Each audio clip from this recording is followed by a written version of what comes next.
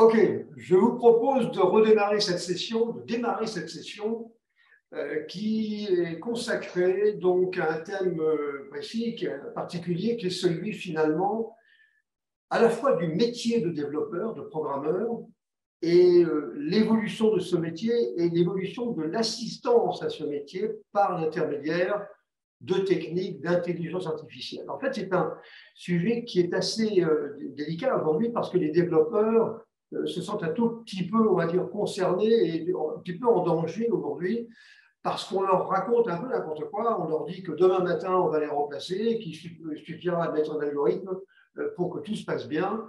Je pense que ce n'est pas du tout vrai.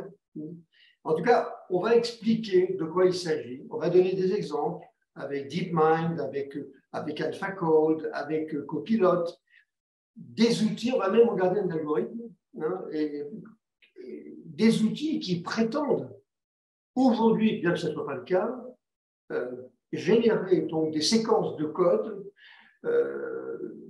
pas dans tous les langages, mais dans les langages les plus connus, en particulier Java, et que le code produit est de bonne qualité. Je vous dis tout de suite, ce n'est pas le cas. Ce n'est pas le cas, et on va essayer de bien cerner le problème parce qu'il n'y a pas que la génération, hein. Tout ça, ça vient en fait d'un moteur qui est un moteur souvent GPT-3 et GPT-4 maintenant, qui sont en fait des générateurs de texte à partir de descriptions de haut niveau. Alors maintenant qu'on produise donc du code source, c'est rien d'autre que du texte, hein. Donc, on va essayer de bien cerner ce sujet parce que je crois qu'il y a pas mal de choses qui sont dites et qui sont fausses. Alors, je vous suggère, comme d'habitude, on va aller voir, on va partager mon écran. Bon. Donc, la génération du code aidée, assistée ou effectuée par l'intelligence artificielle. Machine learning, essentiellement, et réseaux neuronaux, en fait, on va dire des algorithmes d'apprentissage sur des réseaux neuronaux qui permettent donc de générer du code. Alors, est-ce que c'est la fin de ce beau métier donc, de développeur? J'en serais vraiment désolé, mais je tiens à rassurer tout de suite tout le monde, ce n'est évidemment pas le cas. Alors, qu'est-ce que l'on va suivre comme fil rouge, hein? Alors d'abord, je voulais rappeler une chose que j'ai déjà dite lors d'un webinaire précédent, ou une présentation précédente, que contrairement à ce que veulent nous dire les programmeurs et les codeurs dont je fais partie, hein, ce métier n'est pas une science, hein, et que par contre, l'accès à l'intelligence artificielle et aux algorithmes, là, ça devient beaucoup plus complexe, et on peut dire que l'application, on va dire, d'une algorithmique d'intelligence artificielle sur la génération d'un code, là, ça deviendra une science. Par contre, le métier lui-même, à mon avis, n'en est pas une science. Et on va donc expliquer pourquoi.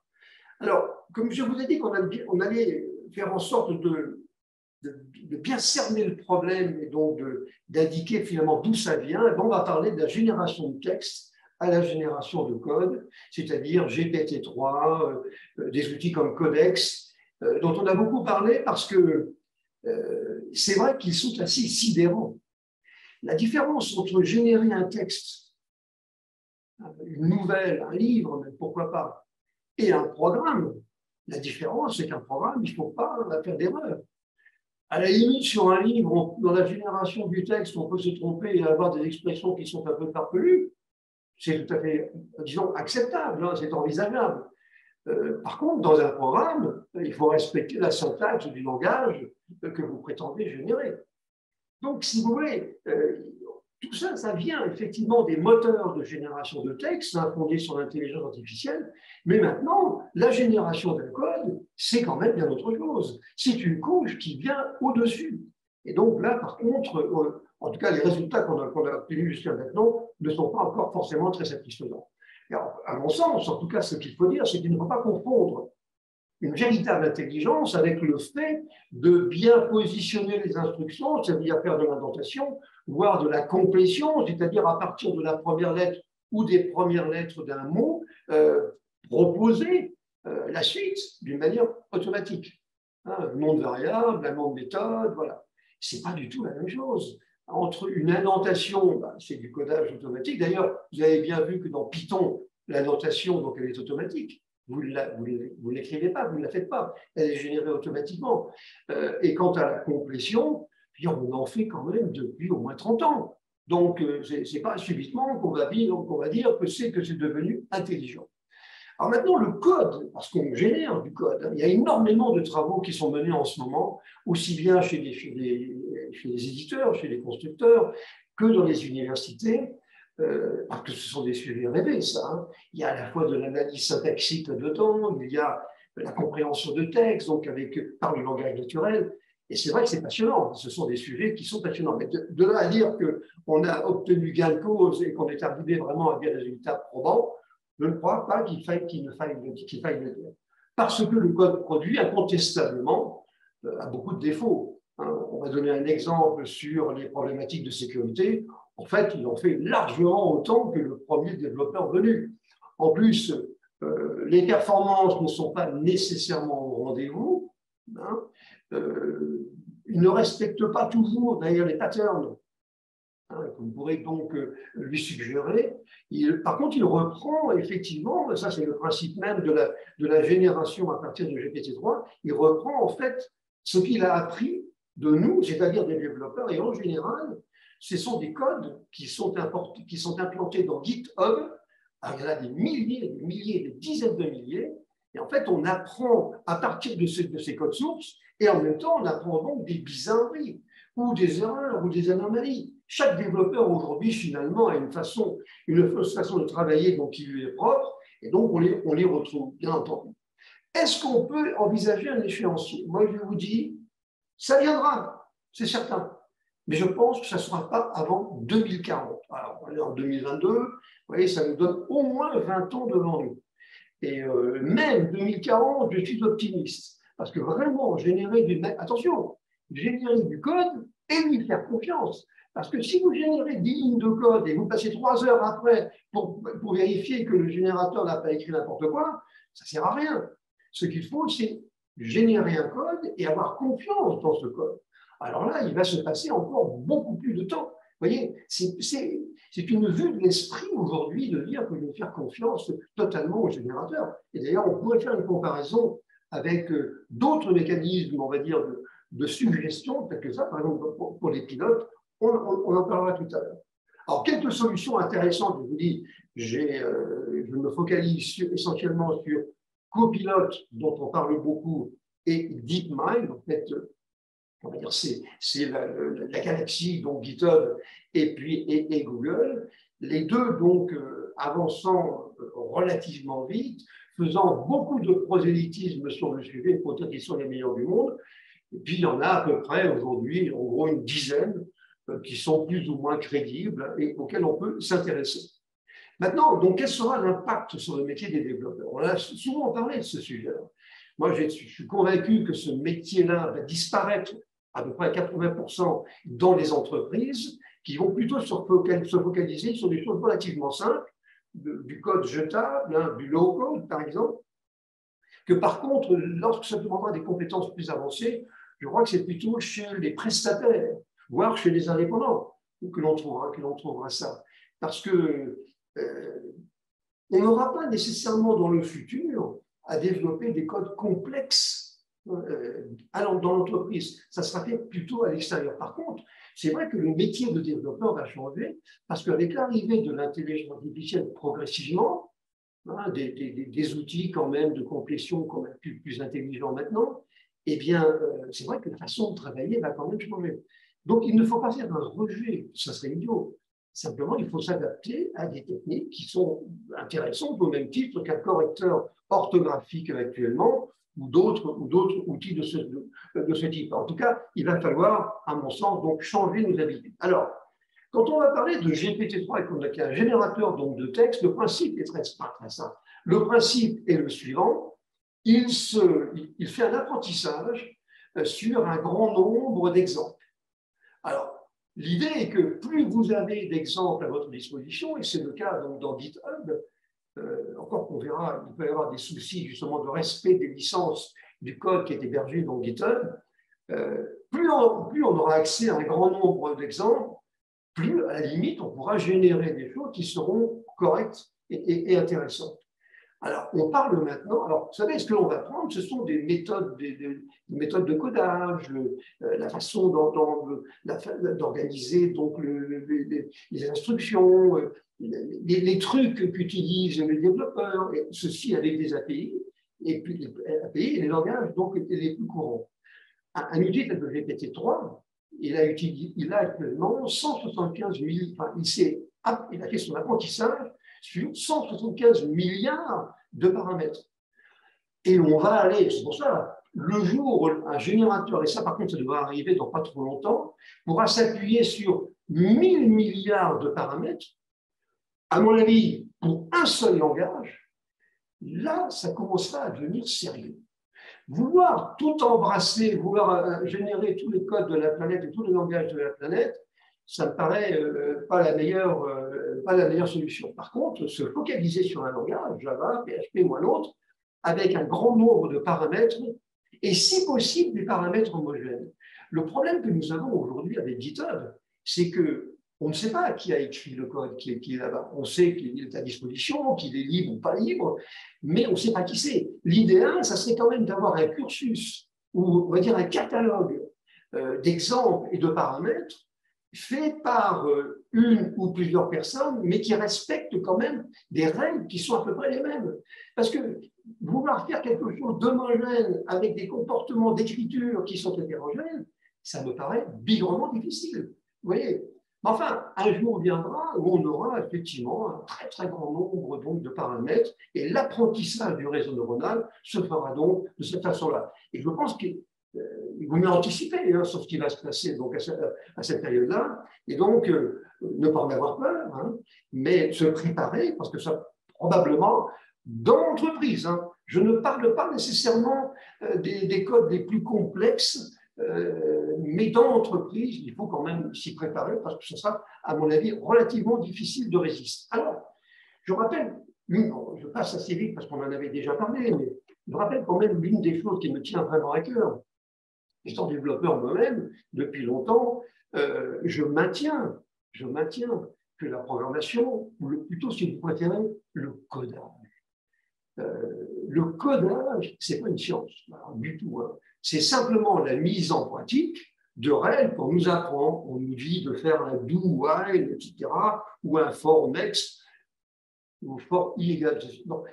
On applique des règles. De la même manière qu'on me dit de conduire à gauche ou à droite, on apprend des règles. Ce n'est pas pour autant que je dois me prendre pour Einstein. Ce n'est pas tout à fait ça. Or, c'est un sujet très sensible. Vous savez pourquoi? Pour une raison simple. C'est que les développeurs ont ce curieux défaut qui est pas toujours agréable, qui se réfugie derrière un langage qui est très abstrait. Alors évidemment, quand ils se mettent à parler de leurs API et des frameworks que l'on peut utiliser, évidemment, on a du mal à comprendre. Et ça donne, on va dire, pas d'intérêt, mais on a l'impression que ça monte en qualité, donc disons, le métier de celui qui l'a fait. Alors ça, c'est un leurre, c'est pas vrai. C'est un sujet qui, pas toujours, qui divise donc la communauté. J'ai l'occasion de le dire. Concevoir un compilateur ou un analyseur de langage naturel, vocal ou écrit, ça, c'est une science. Mais appliquer la syntaxe d'un langage, c'est vraiment une technique, et en plus, c'est une technique qui est très simple.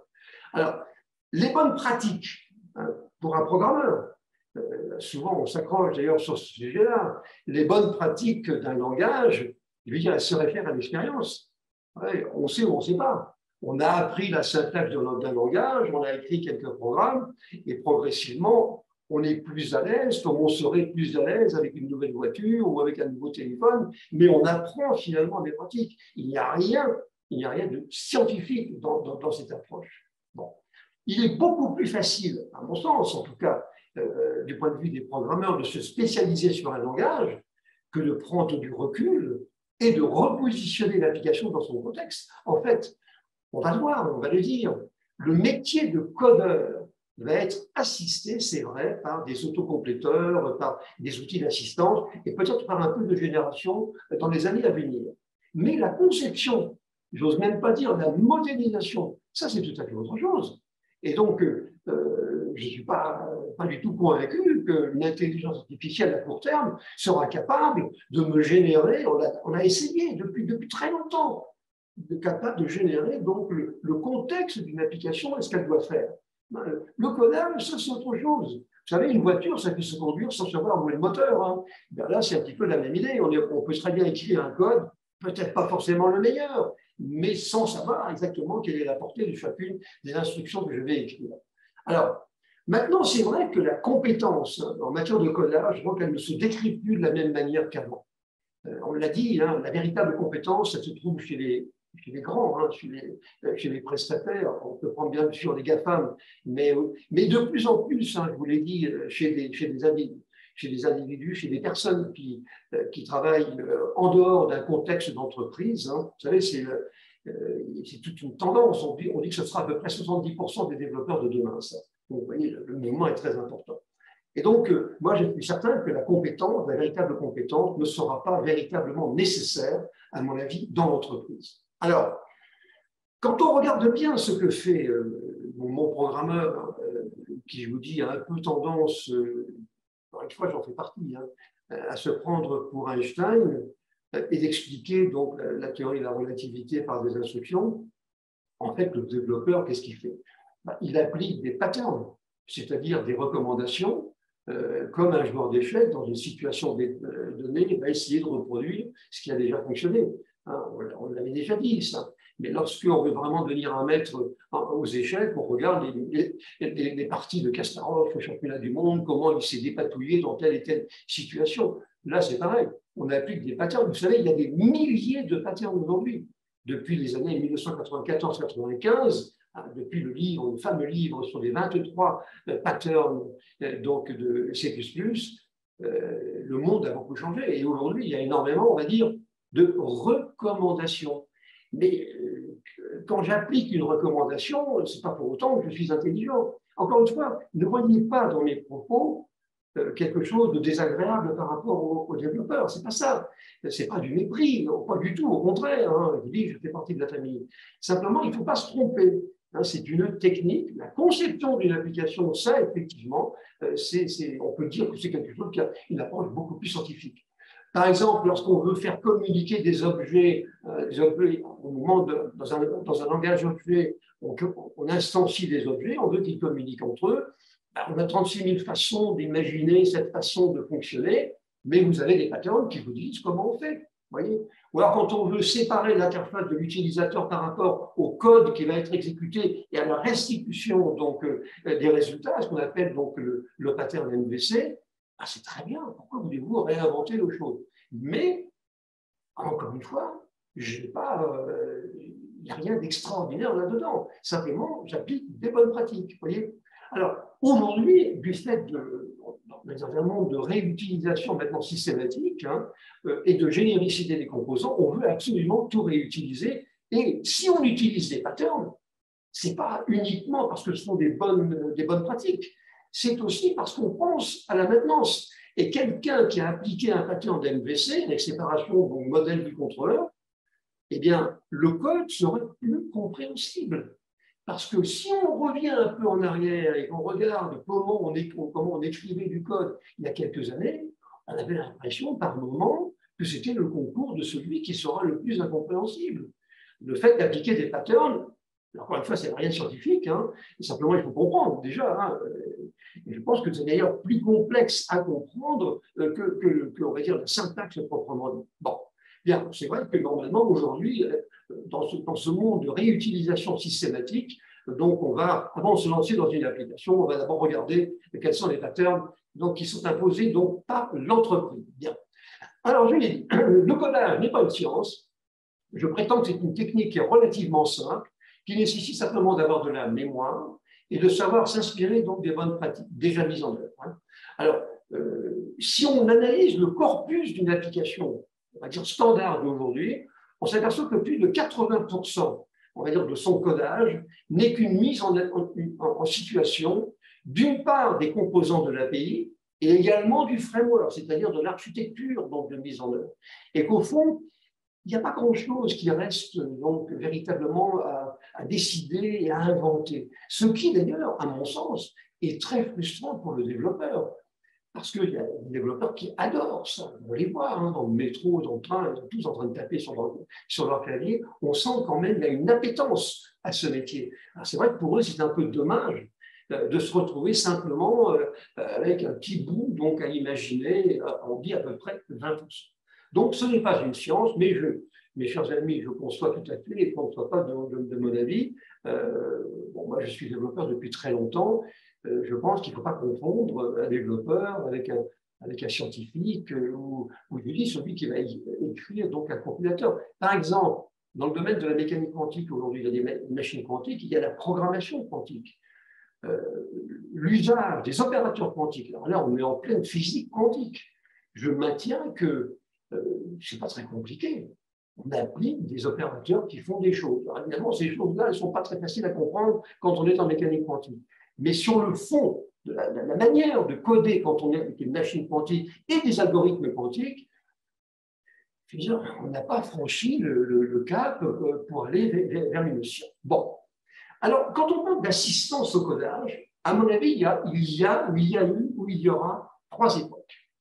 D'abord, depuis les années 80, on va dire, vous savez, 81, c'était l'arrivée donc du premier PC d'IBM, on peut dire que les choses ont quand même changé à partir de là, mais on pourrait remonter un tout petit peu avant avec l'Apple. On a quand même des outils d'assistance à la saisie à peu près depuis les années 80, y compris sur les mainframes. C'est des choses qu'on pratiquait donc depuis longtemps. Il y avait beaucoup d'éditeurs qui étaient dédiés à plusieurs langages, et quand vous tapez du code sous l'un de ces éditeurs, avec des belles couleurs, eh bien, si vous écriviez des choses qui n'étaient pas correctes du point de vue de la syntaxe, voire même ça allait plus loin, eh bien, vous aviez des messages qui apparaissaient où on vous aidait à écrire du code. Bon, c'est comme ça qu'on a de l'autocomplétion. Donc, je vous dis, l'autocomplétion, c'est on nous suggère, donc, mettons des noms de variables, vous voyez, donc des noms de fonctions, des noms de méthodes ou de classes à partir des premiers caractères qui sont tapés. Après tout, il suffit d'avoir un répertoire quelque part et on regarde si les premiers caractères correspondent bien à l'une ou plusieurs donc, de ces méthodes. Tout le monde connaît ça et ça existe depuis très longtemps et ça se limite en gros à la syntaxe des langages et l'organisation. Mais ce n'est pas de la génération de code, c'est simplement un petit peu d'assistance pour ne pas se tromper, ne serait-ce que dans le nom d'une variable. Bien. La deuxième période, qui, moi je pense qu'on y est encore aujourd'hui, c'est une assistance qui se fait à travers l'analyse statique du code que nous produisons. Alors là, on n'est plus uniquement pas uniquement dans la syntaxe, on est dans une espèce de compréhension de ce que nous avons saisi. Et donc, il y a, pour essayer de quoi? Eh bien, de détecter des anomalies sans avoir à exécuter le code en question. Alors ça, c'est déjà beaucoup plus intéressant. Il y a beaucoup d'outils qui nous permettent de faire ça aujourd'hui. Ce n'est toujours pas de la génération pure et dure, mais c'est déjà une assistance quand même qui peut être aidée, et c'est le cas pour certains produits, par des outils et des algorithmes de l'intelligence artificielle. Alors, vous avez 2 types d'analyse. Vous avez l'outil dit d'analyse de base qui effectue une analyse linéaire, comme le fait un correcteur orthographique, et qui cherche les erreurs donc, les plus courantes, qui souvent sont la syntaxe en fonction du langage retenu. Et puis, vous avez vraiment des outils d'analyse qui sont beaucoup plus avancés. Et là, on essaie d'extraire des informations du code avec des valeurs possibles de variables, des chemins d'exécution pour en déduire des anomalies potentielles. C'est d'ailleurs comme ça que fonctionnent certains outils d'analyse de la complexité du code. La méthode de Halstead est basée donc là-dessus, ou la méthode de McCabe est également basée là-dessus.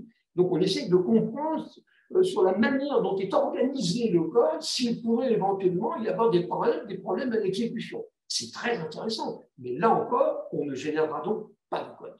La troisième période, ça c'est vraiment la génération de code, elle va donc se diviser, à mon avis, en 2 grandes phases. D'abord, dans un horizon assez court, on va dire dans les années qui viennent, on va nous proposer de plus en plus d'outils qui sont susceptibles donc, de générer donc, du code. Bien. On pense, c'est des fournisseurs en tout cas qui font dire ça, que ce code pourrait être donc de qualité. Bien. Et en plus, possibilité pour ces bouts de code de les intégrer dans des environnements plus vastes. Alors, il ne faut pas faire d'illusion. Pour l'instant, on ne va pas générer 3000 lignes, hein, mais peut-être on va générer le corps d'une méthode, peut-être quelques lignes, hein, ou d'une fonction, peut-être. Mais le problème, c'est ce que je disais tout à l'heure, c'est qu'on est quand même obligé d'aller vérifier que le générateur n'a pas fait n'importe quoi. Vous voyez. Et donc, je pense qu'on va encore, en tout cas maintenant, perdre beaucoup de temps. Et par la suite, on aura des outils d'analyse avancés, et là, donc, qui vont nous donner donc, une espèce de compréhension de la cinématique du comportement du programme. Vous voyez, ça va être beaucoup plus sophistiqué. Alors, vous me direz, il y a des langages qui existent depuis longtemps, et je pense à Ada, par exemple, dont c'était un peu la vocation de pouvoir écrire du code qui est particulièrement sûr à l'exécution. Là, c'est de l'assistance qui va nous aider par, ça sera aussi des bonnes pratiques, hein, mais des outils qui en automatique vont dire, bah, voyons, là, tu as écrit quelque chose qui pourrait générer quelque chose qui ne sera pas bon. Donc, vous voyez, ça, c'est donc les formes d'analyse qu'on a évoquées tout à l'heure, et la génération du code lui-même, donc début de génération de code maintenant, on génère donc des petits bouts qu'on va devoir contrôler, et puis la fameuse génération donc intelligente, elle, donc, que j'évoquais tout à l'heure, complète et aveugle. Un jour viendra 2040, 2050, 2060, puis pas passer, où on aura du code qui sera généré et je n'y ferai pas, je ne le contrôlerai plus. C'est là la différence.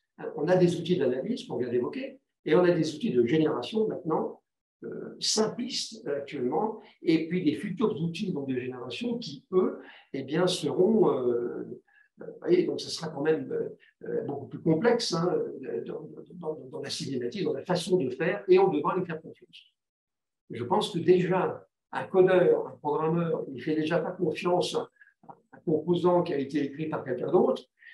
Je le vois mal faire confiance comme ça à une génération sans aller regarder dans le détail sur ce qui aura été généré. Je pense qu'on va faire une petite génération pendant quelques temps, on va voir comment, hein, des petits bouts de code, des vrais programmes, je n'y crois pas avant très très longtemps, parce que là vraiment on franchit une étape qui est quand même plus complexe. Alors, cela dit, la génération du code, ce n'est pas quelque chose de nouveau. Je dis, ça fait depuis longtemps. Alors maintenant, on va se focaliser sur la génération elle-même. Il y a beaucoup de techniques qui permettent de générer ça. Par exemple, on pourrait partir, mais ce n'est pas très pratiqué, d'un modèle UML, un diagramme de classe qui est une description statique du comportement d'un programme. On peut partir de là et avec des outils adéquats, générer donc le code. Je connais un certain nombre d'utilisateurs qui se servent de ça. Bon, ce n'est pas très répandu. Je pense que la difficulté ici dans cette génération vient de la complexité de compréhension du ML lui-même. Parce que même si, à mon avis, un diagramme de classe n'est pas quelque chose d'inabordable, quand même, il faut savoir ce que c'est qu'un héritage, ce que c'est qu'une agrégation, une composition, ce que c'est qu'un polymorphisme, vous voyez, une encapsulation, il faut quand même savoir ce que c'est. Sinon, autour du diagramme, il n'aura pas bonne allure. Donc, c'est déjà une génération qui existe, mais qui n'est pas très pratiquée. C'est-à-dire qu'on part d'un modèle donc, de haut niveau et on génère quelque chose qui est du code. Autre solution, on peut utiliser des pseudocodes. Alors, vous avez même une littérature qui recommande un certain nombre de mots-clés. Alors, le pseudocode, c'est quoi? Ce qu'on appelle un langage de description d'algorithme. Eh bien, c'est un langage qui permet de s'exprimer d'une manière à peu près naturelle pour pouvoir générer ensuite le code de la machine. Vous voyez. Alors, ce n'est pas du codage, mais d'une certaine manière, ça y ressemble quand même. Hein. Faire ceci afin de...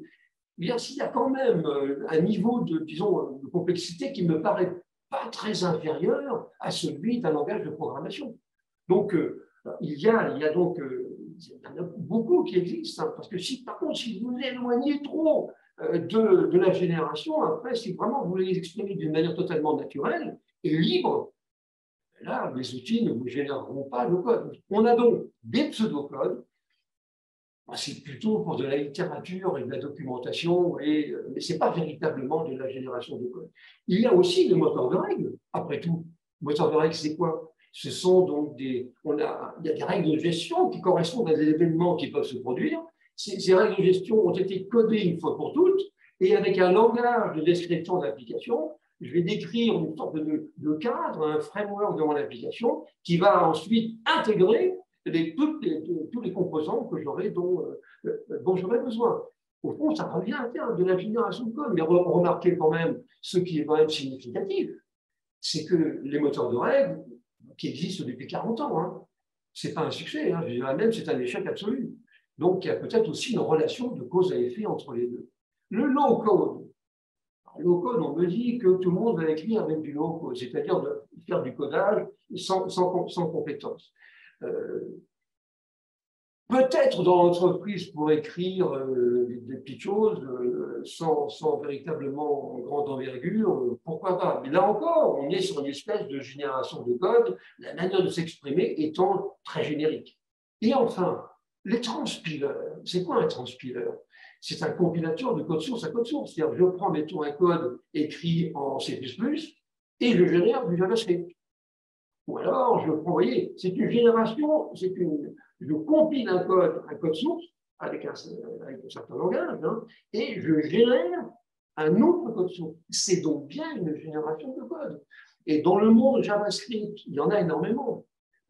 TypeScript, par exemple, le langage script donc de Edgeberg chez Microsoft, on peut compiler et on va obtenir du JavaScript. L'intérêt, en l'occurrence, étant que on peut penser que JavaScript manque un tout petit peu de capacité, et on dit, on va, plutôt que de mettre du sucre syntaxique dessus, c'est-à-dire d'ajouter des possibilités, on dit, je vais travailler avec un autre langage qui est plus cossu, qui est plus performant, et je vais compiler pour avoir du JavaScript.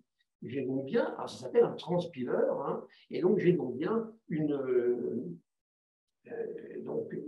génération donc, de code qui, là encore, va s'appuyer sur les mêmes règles, c'est-à-dire regarder le code source, qui après tout c'est un texte, hein, et générer un autre code source. J'ai mis ici un exemple, qui est un exemple, donc, vous voyez, d'une factorielle. Tout le monde connaît bien les factorielles en mathématiques. Hein. La factorielle de n, c'est les n premiers, c'est 1 que multiplie 2, que multiplie 3, etc., donc jusqu'à n. Vous avez ici une comparaison entre un code qui a été écrit avec un pseudocode. Alors on dit fonction factorielle de n pour i allant de 1 à n avec un incrément 2. Alors ça, c'est pas du codage. Hein. Et c'est quand même ici relativement facile de traduire ça en une fonction on n'arrive pas une fonction donc, qui n'est plus du pseudocode, mais qui est véritablement donc, du code. Donc, si vous voulez, la génération, ce n'est pas quelque chose de nouveau, et il ne faut pas être comme ça estomaqué, ébloui par les discours de certains observateurs. Alors, tout ça, finalement, alors maintenant, on rentre vraiment dans le détail du problème des aspects de génération du code. Tout est basé, au fond, sur la compréhension d'un texte d'origine. Voilà. Et GPT-3, qui a été créé par la mouvance OpenAI. Donc, ça permet donc d'écrire donc, des articles, voyez, de traduire des livres, de décoder des réponses à une requête, mettons, décisionnelle, de BI, etc. C'est un réseau neuronal et qui va donc qui a fait un apprentissage sur un très grand nombre donc, de paramètres. Donc, c'est exactement ça, GPT-3. Il faut savoir que OpenAI, qui a fabriqué ce GPT-3, Microsoft collabore avec OpenAI, et donc, ils ont investi apparemment quelque chose comme $1 milliard sur le sujet. Ça montre bien quand même qu'il y a quelque chose derrière qui pourrait être intéressant à terme. Vous voyez. Alors, GPT-3, c'est une famille d'outils, donc on va dire de compréhension et de traitement du langage naturel, qui comprend une demande et qui fabrique des textes cohérents plus ou moins longs. Alors, ça fonctionne en 2 étapes, c'est toujours comme ça. Donc, l'entraînement, donc un très grand nombre de textes ici qui sont venus d'Internet, des réseaux sociaux, le command crawl, de manière à ce qu'ils s'habituent à la fréquence donc, des mots, qu'ils comprennent les liens sémantiques qui peuvent exister entre eux, etc. Et on dit qu'il fonctionne en autocomplexion parce que c'est une technique qui consiste à ce qu'on lui propose une série de caractères et à charge pour lui donc de la compléter. Alors vous savez, on est capable maintenant de générer pratiquement un livre entier. En analysant un auteur quel qu'il soit, reprenant ses tournures de phrases, la longueur de ses phrases, les mots qu'il utilise, etc., on est capable de générer à partir d'un modèle un livre complet en quelques heures. Et donc, je me dirais, parfois quand on voit ce qui est sorti dans la littérature ces derniers temps, on se demande si les auteurs en question, on ne sait pas ce qu'ils ont déjà fait. Hein. Finalement, ce n'est pas bon. Mais bon, vous voyez, on peut générer donc du texte. Mais on peut se tromper. Et c'est vrai que les textes qui sont produits, qui sont générés, souvent, sont un peu curieux. Hein. Mais à la limite, ça ne va pas vraiment nous choquer. Par contre, je le disais tout à l'heure, s'il s'agit d'un programme, alors là, donc, ça sera tout à fait différent. Alors, je vais vous donner quelques exemples pour bien comprendre un petit peu comment ça fonctionne. Par exemple, sur GPT-3, si vous lui soumettez la fonction « Je voudrais assister au prochain match de hockey à Montréal du… » et il va répondre « Je voudrais assister au prochain match de hockey à Montréal du Canadien. » Pourquoi? Parce qu'il connaît le nom de l'équipe de la ville de Montréal et que la probabilité est grande qu'il s'agisse donc du Canadien. C'est ce qu'il a appris, en tout cas, en parcourant tous les textes qui ont été soumis dans sa phase d'apprentissage. Montréal, OK, eh bien, c'est Canadien. C'est pas autre chose. Bien. Le mot, donc, vous voyez, Canadien a été déterminé donc, en apprentissage et il lui a été attribué une probabilité conditionnelle pour qu'il apparaisse dans un certain contexte. Si vous voulez, en d'autres termes, GPT-3, donc de OpenAI, a appris l'existence du Canadien, mais en plus, il sait désormais le distinguer par une probabilité qui est sa capacité à apparaître dans un texte précis. Parce qu'après tout, Canadien, ça peut être la nationalité d'un individu. Donc, il a fait une probabilité et donc il a utilisé le mot à bon escient dans son contexte. Bon. On pourrait poursuivre l'interrogation, par exemple, et rechercher des mots qui devraient logiquement suivre. Alors, c'est ici qu'il est capable de former des phrases elles-mêmes issues donc, de l'expérience de l'algorithme. Je voudrais assister au prochain match du Canadien. Cette remarquable équipe est créée en 1909 et qui a remporté 83 fois donc, la Coupe Stanley. Alors évidemment, c'est faux. Hein, c'est vrai et c'est faux à la fois. Parce que l'algorithme peut se tromper, hein, comme n'importe quel être humain. Mais il y a un côté quand même fascinant dedans. Et finalement, toute la génération des programmes aujourd'hui est basée sur ce genre de choses. Alors, GPT-3 peut aller donc d'un simple remplissage par des données factuelles et réelles avec des choses beaucoup plus sophistiquées.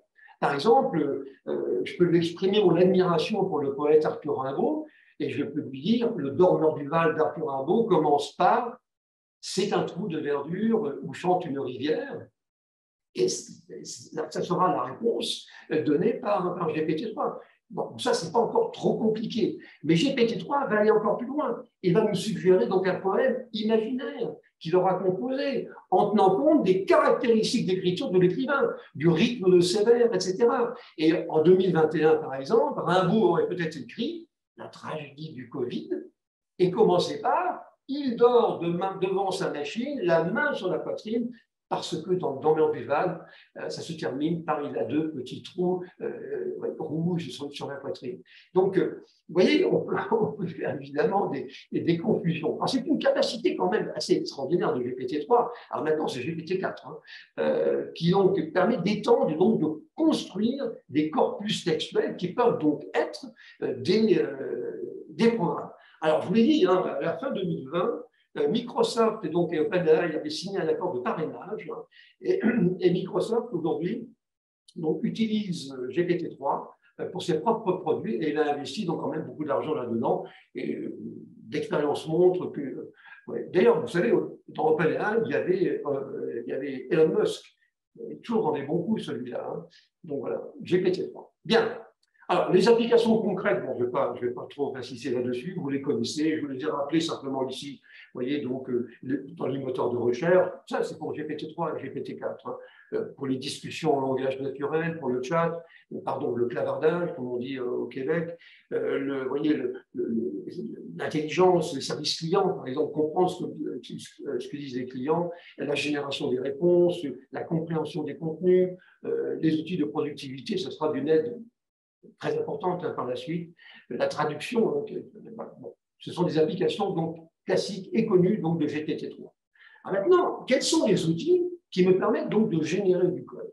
Alors, globalement, on dira qu'il y a eu une première filière, si vous voulez, GPT-3, donc OpenAI, que Microsoft maintenant, et vous n'oubliez pas non plus que Microsoft est propriétaire de GitHub. C'est-à-dire qu'en fait, l'ensemble des programmes auxquels on se réfère, ce n'est pas la propriété de Microsoft, mais ils sont dans GitHub, dont il est lui-même propriétaire. Donc, il y a GPT-3, et au-dessus de cela, deux évolutions, une évolution qui est Copilot, donc, et l'autre qui est Codex, donc, qui sont tous les deux, Copilot et Codex, qui sont des générateurs, donc générateurs de code.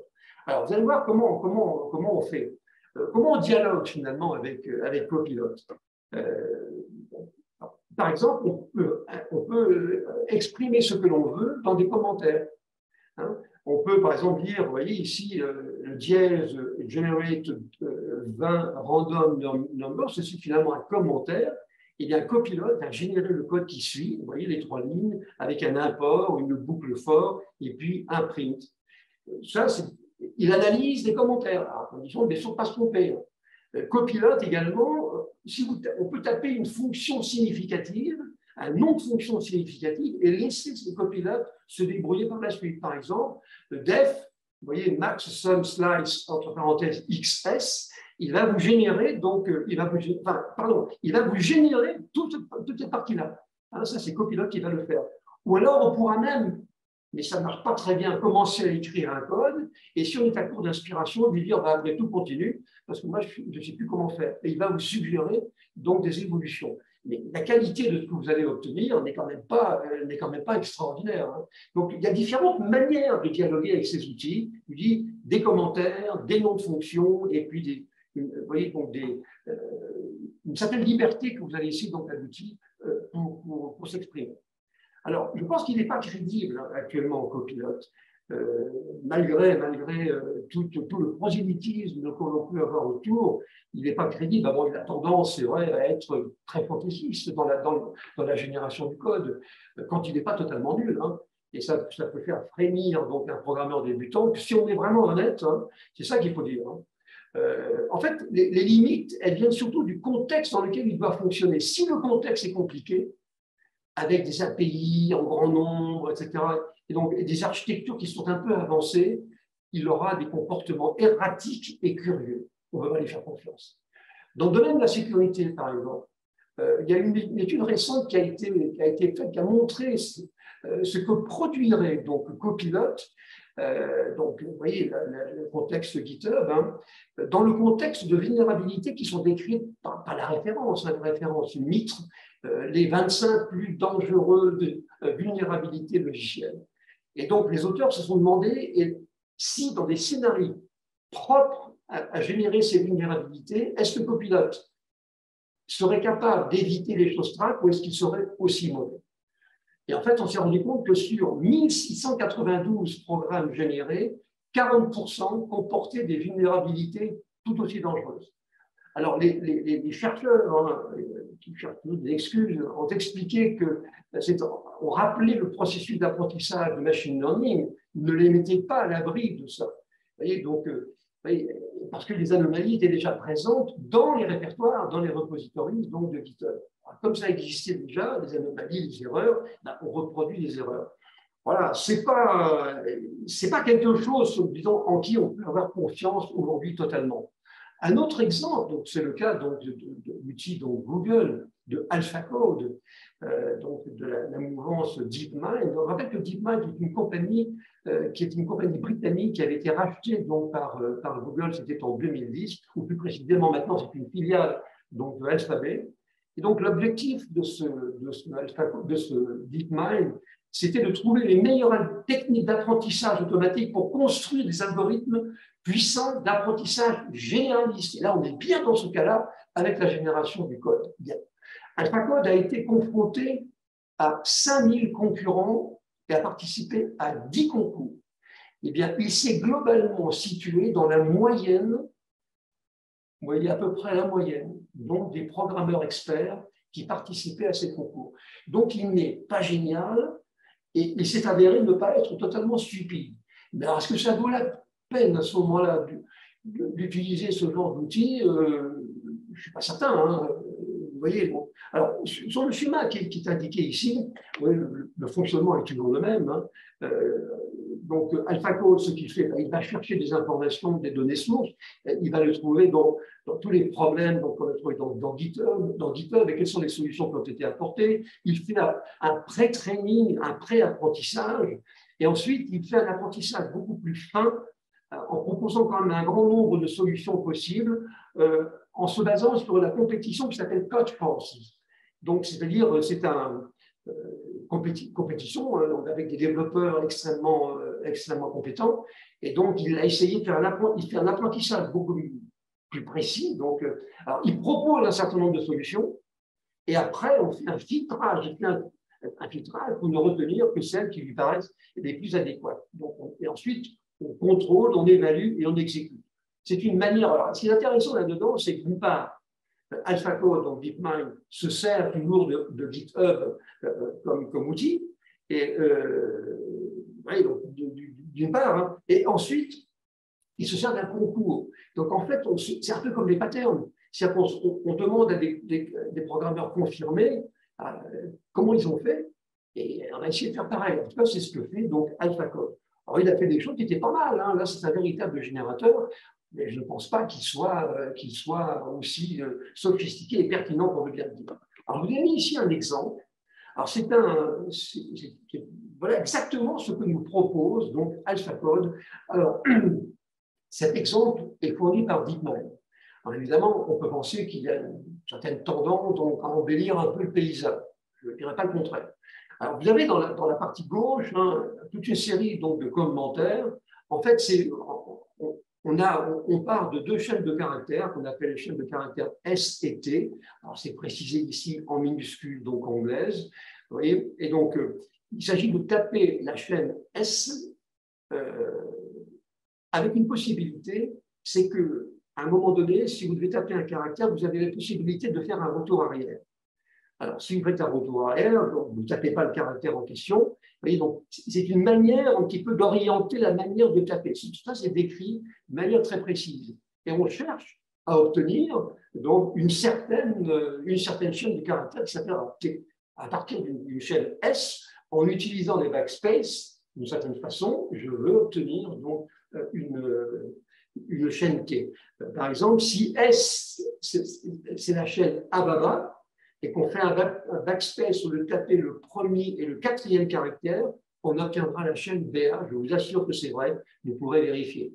Vous voyez, donc, c'est ça. Alors maintenant, ça c'est l'algorithme. Alors, probablement que cet algorithme est particulièrement adapté à la mécanique de AlphaCode. N'empêche que voilà le code qu'il produit. Vous voyez, alors il dit mes deux phrases, on lui fait un certain nombre de choses qui sont indiquées ici, avec la fin du traitement qui est en bas. Et le moins que l'on puisse dire, c'est que c'est pas idiot. Hein. C'est pas idiot. En plus, ça marche. Alors, vous direz, si DeepMind serait malvenu de publier donc, du code qui ne marche pas, même quand il s'agit d'une génération.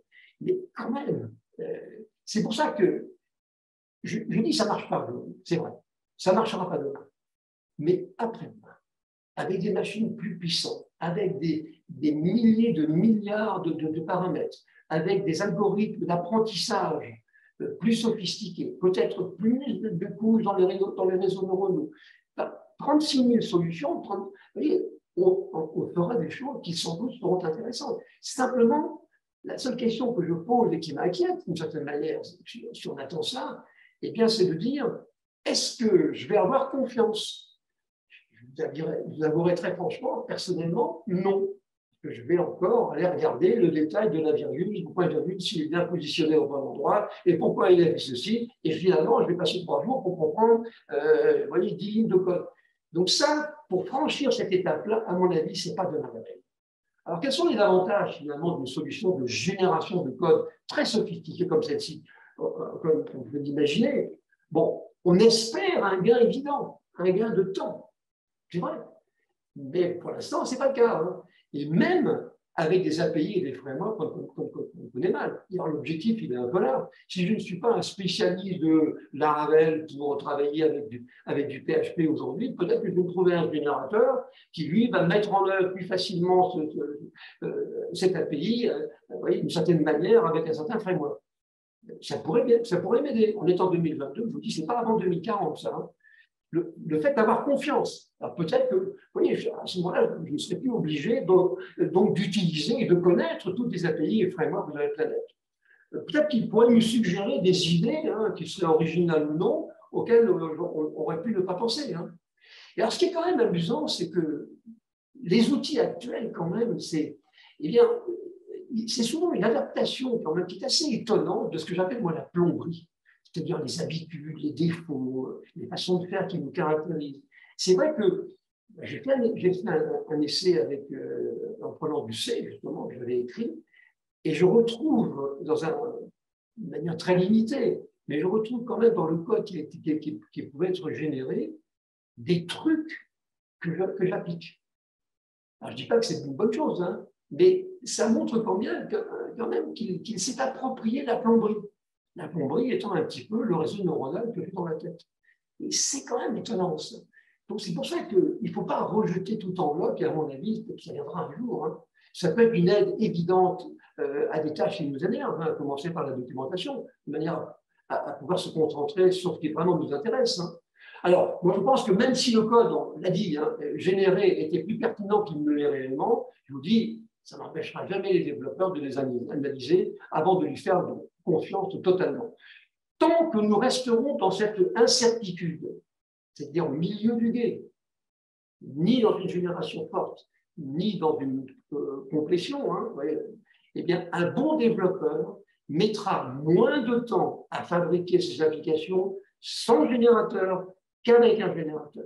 Et je dirais même que ça peut être dans un coefficient de 1 à 3, voire à 4. Donc, vous voyez, on est loin du compte. Hein. Alors, évidemment, ça ne fait pas plaisir à ceux qui me disent « Oui, mais vous ne voulez pas de progrès ». Non, ce n'est pas cette question. Moi, je dois produire des programmes qui plaisent à mes clients et aux utilisateurs et qui, si possible, ne coûtent pas trop cher.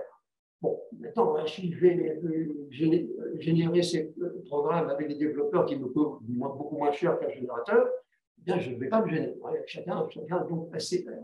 Voilà. Vous voyez, le rêve, hein, vous savez, ce que représente cette image ici, il y a des programmes qui marchent toujours, des clients contents, mon patron qui me trouve exceptionnel, merci mon générateur, attendez là, il ne faut pas rêver, on n'y est pas, hein, du tout. Bon. Maintenant, on peut se poser la question, hein, quelques questions avant de terminer notre propos, d'abord sur la légitimité du processus. Alors là aussi, il y a beaucoup de polémiques, hein, parce que l'apprentissage des algorithmes, ça nécessite donc d'aller piocher dans des programmes qui existent déjà le plus souvent dans GitHub. Et peut-être qu'on n'a pas le droit de le faire. Hein. Peut-être qu'il y a des séquences de code qui ne sont pas libres. Il y a, et ça a été souvent expliqué, indiqué en tout cas, il y a un risque de blanchiment de code. On récupère un code dans GitHub coupé-collé, on s'en inspire, et finalement, ça revient à blanchir quelque chose qui était pourtant frappé par une licence open source, par exemple. C'est le cas avec la fameuse, avec la licence donc, de Stallman, hein, la GPL. Bon, il y a certains produits aujourd'hui qui sont payants et qui pourtant sont fondés sur des codes qui ont non pas générés, mais qui pourraient être générés à partir donc, de séquences open source. Alors, pour Copilot, encore une fois comme exemple, hein, les concepteurs de Copilot disent qu'il y a moins de 0,1% des programmes générés qui contiennent du code protégé, la Copilot de GPL. Alors moi, je pense que c'est très optimiste. À mon avis, il y en a beaucoup plus que ça. Pour la FSF, qui est donc l'organisme qui a été créé par Richard Stallman, donc le créateur de la GPL, la licence donc dite de gauche d'auteur ou copyleft, eh bien, c'est l'apprentissage qui est attaqué. C'est le principe même de l'apprentissage. Vous voyez, parce qu'il estime, Stallman et les gens de la FSF estiment que l'apprentissage par réseaux neuronaux n'est pas une technologie loyale, hein, qui ne préserve pas les intérêts des concepteurs d'origine ni les droits d'auteur. Et en mettant entre les deux un générateur, vous perdez la main. Et évidemment, vous risquez d'avoir des soucis. En termes de productivité, pour Copilot, l'objectif, c'est de gagner du temps, tout en restant performant. Il n'a pas atteint cet objectif pour l'instant. Vous voyez, moi, je pense que c'est illusoire, l'utilisation. On peut encore regarder ça d'un œil intéressé, hein, ne serait-ce que d'un point de vue purement documentation, hein, mais je ne crois pas qu'il faille maintenant trop passer du temps là-dessus. Alors, il existe. Alors, je vous l'ai dit, il y avait DeepMind avec Il y a, il y a également d'autres produits. Vous avez Copilot, et puis vous en avez d'autres qui existent maintenant. Je vous signale Bayou, vous avez Cogram, vous avez Megatron Turing de NVIDIA, vous avez le code T5, vous avez Transcoder, vous avez le Polycoder. Alors, ce sont des outils qui ne sont pas toujours les mêmes. Par exemple, Bayou, c'est un générateur Java et Python. Pour Cogram, c'est un générateur de séquences SQL, donc de requêtes SQL. Pour Polycoder, c'est une alternative open source à Codex, qui lui-même est un générateur qui a été développé à Carnegie Mellon et qui lui aussi, bien entendu, est fondé sur GPT-3. Code T5, qui a été écrit par les chercheurs de Salesforce, il est donc lui aussi fondé sur le T5 de Google, qui est un outil qui existait déjà. Et puis le Transpiler, un exemple qui a été écrit par une équipe de chercheurs de chez Facebook, donc traduit ici, fait les traductions entre C++, Python et Java. Mais les Transpiler, vous en avez des tonnes qui existent. Donc si ça vous intéresse, vous pouvez les regarder d'un peu plus près. Maintenant, le programmeur ici qui dort, ce n'est pas pour demain la veille, ça ne faut pas rêver. Et donc on en arrive à ceci, au métier de programmeur. Métier de programmeur, qu'est-ce qu'on peut en dire et quels sont les risques devant lesquels il peut se trouver? L'assistance au codage, moi je pense qu'elle va continuer à se déployer, rester très utile, mais ce n'est pas de la génération.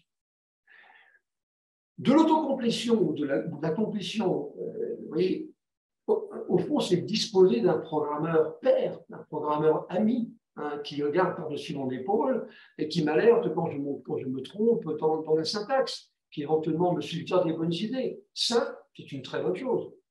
C'est la programmation en binôme, sauf que le binôme, c'est un algorithme. On peut aussi s'arrêter au fait que l'assistant peut être mauvais, qu'il va générer donc un code de débutant, qui viole les règles en vigueur. Dire ça, c'est faire un mauvais calcul. Parce que c'est vrai aujourd'hui, mais personne aujourd'hui ne se sert des générateurs de code d'une manière industrielle. Personne. Un jour peut-être, mais pas maintenant. Peut-être en 2050, 2060, mais pas aujourd'hui. Donc dire c'est mauvais, c'est une erreur. Parce qu'un jour, ça deviendra bon.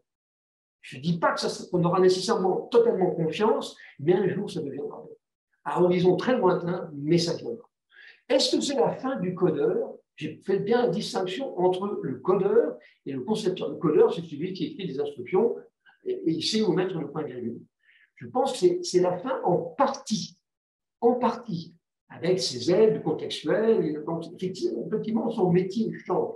Il ne disparaît pas complètement, évidemment, et en particulier pour les contextes qui sont difficiles. Je pense au codage fonctionnel, je pense on a parlé tout à l'heure de la programmation quantique, de la programmation des capteurs et des objets. Ce sont quand même des choses qui ne sont pas évidentes du tout. L'usage maintenant des bases de données nouvelles, qui plus est distribuées, font que la partie codage quand même est devenue plus difficile au plan de la conception.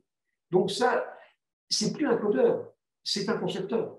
Voyez, et donc, autant je pense que le codeur, son métier va disparaître progressivement, de la même manière qu'il n'y a plus personne dans les gares pour mettre de l'eau dans les locomotives à vapeur, puisqu'il n'y a plus de locomotives à vapeur. Mais avant, c'était un métier. Bien, celui de codeur, ce serait un petit peu celui qui met de l'eau dans les machines, dans les locomotives à vapeur. Maintenant, est-ce que c'est la fin du métier de concepteur? Je vous dis non. Tant que l'intelligence artificielle sera aussi stupide qu'elle l'est aujourd'hui, eh bien, c'est non. Ce n'est pas la fin de ce métier-là. Maintenant, les métiers vont quand même changer. Je vous dis, il va falloir s'adapter. Et pendant quelques années, il y aura encore des gens qui trouveront amusant donc d'écrire du code et seront plus efficaces que les outils d'intelligence artificielle. Ça, c'est certain. Et donc, il ne faut pas espérer avoir des outils qui soient véritablement crédibles avant plusieurs dizaines d'années. Alors, c'est vrai que l'avenir appartient aux générateurs, de même qu'il n'y a plus de machines, il n'y a plus de locomotives à vapeur. C'est certain, mais il faut laisser du temps au temps. C'est quelque chose qui ne se fera pas enseigner.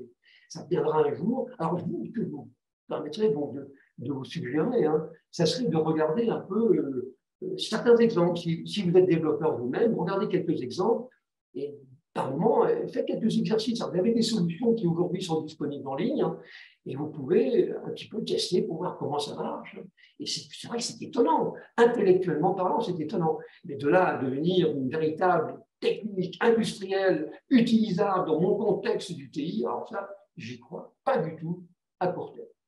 Voilà, il est juste l'heure. Hein. Donc, ce que je voulais vous dire, c'est que nous allons terminer donc, la saison la semaine prochaine avec un thème qui revient souvent pour ceux qui s'occupent de l'infrastructure, c'est-à-dire sur la programmation de la comportement des réseaux, ce qu'on appelle les IBN, à confondre avec IBM. Hein. On programme les réseaux pour qu'ils se comportent d'une certaine manière. Et après, on se retrouvera donc en septembre. Alors voilà ce que je voulais vous dire, chers amis. Si jamais il y en a qui partent en vacances, ben, je leur souhaite bonnes vacances. Ceux qui me retrouveront la semaine prochaine sur les réseaux, ben, écoutez, on verra ça donc à ce moment-là. En attendant, vous voyez, mon pessimisme naturel est encore remonté aujourd'hui. Hein. Je n'ai pas fait l'apologie donc, de la génération de code. J'ai dit, méfiez-vous, on n'y est pas encore. L'intelligence artificielle reste encore très stupide. Elle ne peut pas faire l'impossible aujourd'hui. Non, c'est pas vrai. Alors, on nous raconte quand même des histoires. Voilà, je vous souhaite une très bonne journée. Et puis, ben, j'espère vous retrouver prochainement. Et je vous remercie infiniment pour votre attention. À bientôt.